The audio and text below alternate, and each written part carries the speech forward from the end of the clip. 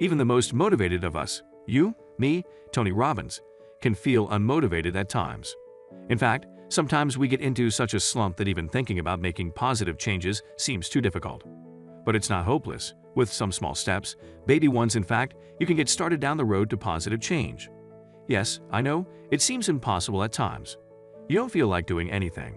I've been there, and in fact I still feel that way from time to time. You're not alone.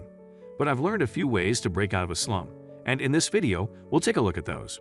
When I fall out of exercise, due to illness or injury or disruption from things going on in my life, it's hard to get started again. I don't even feel like thinking about it, sometimes, but I've always found a way to break out of that slump, and here are some things I've learned that have helped. Let's start with the number 16, one goal. Whenever I've been in a slump, I've discovered that it's often because I have too much going on in my life. I'm trying to do too much, and it saps my energy and motivation. It's probably the most common mistake that people make. They try to take on too much, try to accomplish too many goals at once. You cannot maintain energy and focus, the two most important things in accomplishing a goal. If you are trying to do 2 or more goals at once, it's not possible. I've tried it many times. You have to choose one goal for now and focus on it completely. I know, that's hard. Still, I speak from experience. You can always do your other goals when you've accomplished your one goal. Number 15, find inspiration. Inspiration for me comes from others who have achieved what I want to achieve or who are currently doing it. I read other blogs, books, magazines. I Google my goal and read success stories. This channel is just one place for inspiration, not only from me, but from many viewers who have achieved amazing things. Number 14, get excited.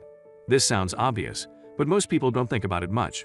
If you want to break out of a slump, get yourself excited about a goal. But how can you do that when you don't feel motivated? Well, it starts with inspiration from others, but you have to take that excitement and build on it.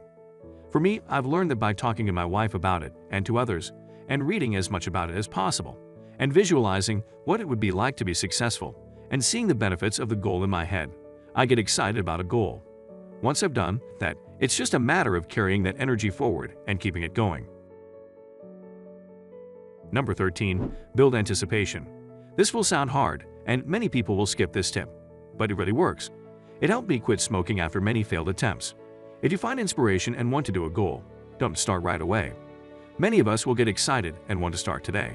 That's a mistake. Set a date in the future, a week or 2 or even a month, and make that your start date. Mark it on the calendar.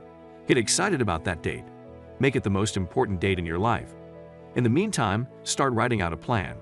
And do some of the steps coming next in this video. Because by delaying your start, you are building anticipation and increasing your focus and energy for your goal.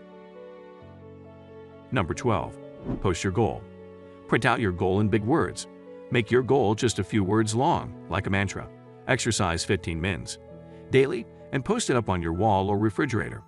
Post it at home and work. Put it on your computer desktop. You want to have big reminders about your goal to keep your focus and keep your excitement going. Number 11, commit publicly. None of us likes to look bad in front of others. We will go the extra mile to do something we've said publicly. For example, when I wanted to run my first marathon, I started writing a column about it in my local daily newspaper. Most of the people around me knew about my goal. I couldn't back down, and even though my motivation came and went, I stuck with it and completed it. Now, you don't have to commit to your goal in your daily newspaper, but you can do it with friends and family and coworkers, and you can do it on your blog if you have one. And hold yourself accountable. Don't just commit once, but commit to giving progress updates to everyone every week or so. Number 10, think about it daily. If you think about your goal every day, it is much more likely to become true. To this end, posting the goal on your wall or computer desktop, as mentioned earlier, helps a lot. Sending yourself daily reminders also helps. And if you can commit to doing one small thing to further your goal, even just 5 minutes, every single day, your goal will almost certainly come true. Number 9, get support. It's hard to accomplish something alone. When I decided to run my marathon, I had the help of friends and family, and I had a great running community who encouraged me at 5K races and did long runs with me. When I decided to quit smoking, I joined an online forum, and that helped tremendously. And of course, my wife helped every step of the way. I couldn't have done these goals without her, or without the others who supported me. Find your support network, either in the real world or online, or both. Number 8. Realize that there's an ebb and flow. Motivation is not a constant thing that is always there for you. It comes and goes again, like the tide. But realize that while it may go away, it doesn't do so permanently. It will come back. Just stick it out and wait for that motivation to come back.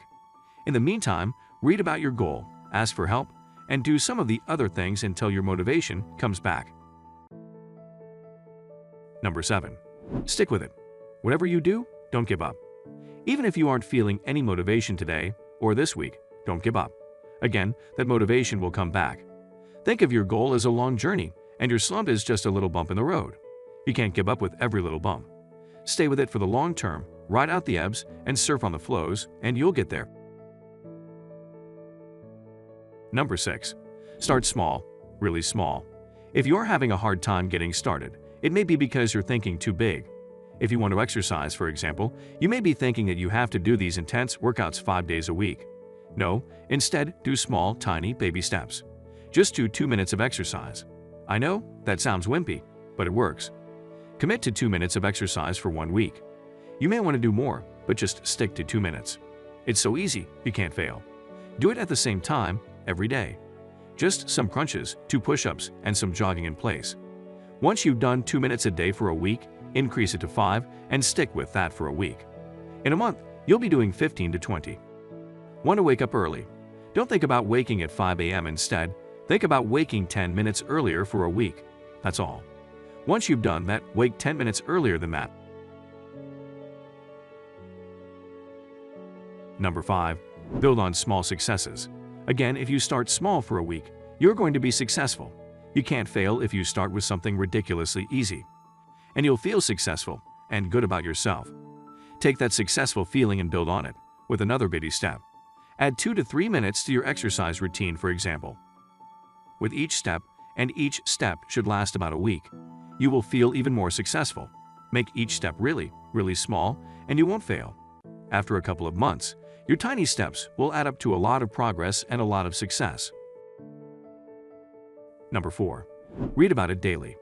When I lose motivation, I just read a book or blog about my goal. It inspires me and reinvigorates me. For some reason, reading helps motivate and focus you on whatever you're reading about. So read about your goal every day if you can, especially when you're not feeling motivated. Number 3. Call for help when your motivation ebbs. Having trouble? Ask for help. Let me know in the comments section. Join an online forum. Get a partner to join you. Call your mom. It doesn't matter who, just tell them your problems, and talking about it will help. Ask them for advice. Ask them to help you overcome your slump. It works. Number 2. Think about the benefits, not the difficulties. One common problem is that we think about how hard something is. Exercise sounds so hard. Just thinking about it makes you tired. But instead of thinking about how hard something is, think about what you will get out of it. For example, instead of thinking about how tiring exercise can be, focus on how good you'll feel when you're done, and how you'll be healthier and slimmer over the long run. The benefits of something will help energize you. Number 1. Squash negative thoughts, replace them with positive ones. Along those lines, it's important to start monitoring your thoughts. Recognize negative self-talk, which is really what's causing your slump. Just spend a few days becoming aware of every negative thought. Then, after a few days, try squashing those negative thoughts like a bug, and then replacing them with a corresponding positive thought. Squash, "This is too hard," and replace it with, "I can do this. If that wimp Joe can do it, so can I." It sounds corny, but it works. Really. So these were the tips that have helped me stay motivated and achieve my goals. You need help or have any thoughts? Comment section is open for you. If you find this video useful, make sure to like the video and share with others. And don't forget to subscribe to my channel for more videos like this. See you in the next one.